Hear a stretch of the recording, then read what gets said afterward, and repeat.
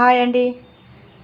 ఇది పాలకూర పప్పు సింపుల్గా ఎలా చేసుకోవాలో చూపిస్తానండి. టమాటాలు పచ్చిమిర్చి వేసుకున్నాను, దాంట్లో ఒక్క కట్టనే వేసుకున్నానండి పాలకూర.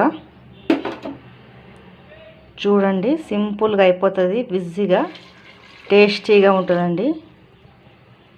కొద్దిగా పసుపు వేసుకోవాలా, చింతపండు వేయొద్దు. పప్పు అయితే ఉడకపెట్టుకున్నానండి, కుక్కర్లో ఇట్లా తీసుకున్నాను.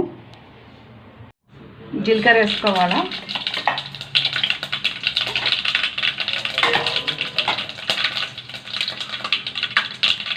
ఎండుమిర్చి వేసుకోవాలండి.